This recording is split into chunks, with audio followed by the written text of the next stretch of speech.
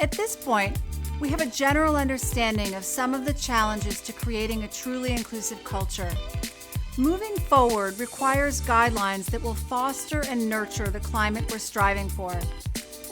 Guideline number 1. Even people with good intentions are going to disagree sometimes.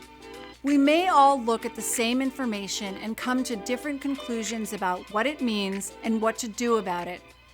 This refers especially to our opinions on controversial and sensitive issues. Here are 2 reasons why this matters.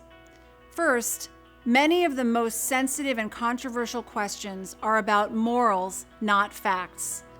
Second, facts can be bent in a way that supports a wide range of arguments. For instance, is poverty a significant problem in the U.S.? Yes, maybe.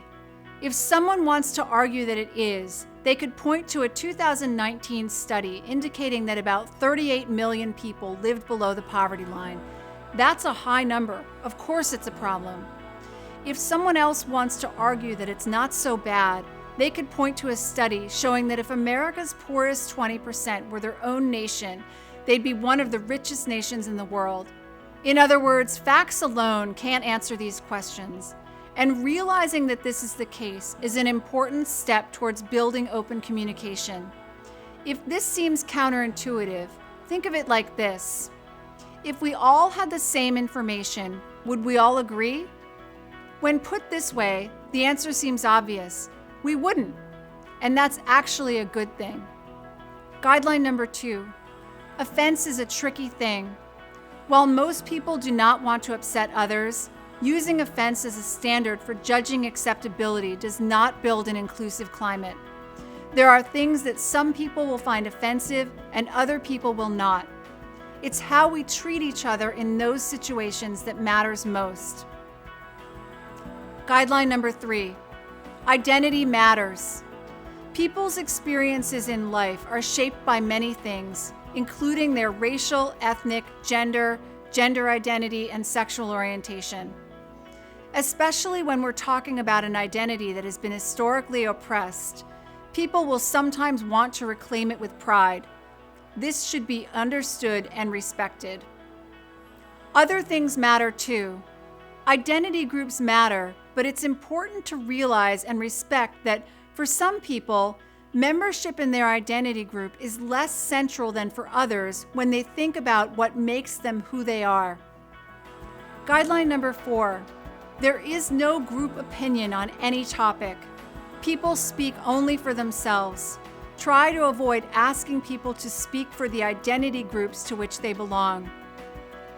Guideline number 5. Social penalties serve an important role in our interactions. Social norms are the rules, like don't scream in a conference room, and penalties are what happens when you violate those norms. Using penalties too sparingly can make people feel like anything goes. However, imposing social penalties too often, particularly when it comes to controversial issues, can create a barrier to open communication. Guideline number 6.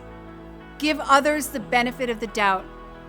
Whenever possible, choose the charitable interpretation of someone's motives. If a coworker says or does something that you view to be in poor taste or to be objectionable, bear in mind that there are often multiple possible motivations and pause before jumping to any negative conclusions. Guideline number 7. When in doubt, remember the goal. We're trying to create a truly inclusive culture. That means an environment that's free of discrimination and harassment and where everyone feels their voice is heard. It also means an environment where people feel they can communicate with their colleagues on a wide range of issues. A truly inclusive workplace is one where we see people as individuals with their strengths and their weaknesses. It's one where we don't make assumptions about others based on what we think we know about the groups they belong to. It's a place where people respect one another and where everyone is treated fairly and equally. In a truly inclusive workplace, there's a shared understanding that we give a little grace to one another in difficult situations and interactions. We extend the benefit of the doubt to others, and we hope they will do the same in return.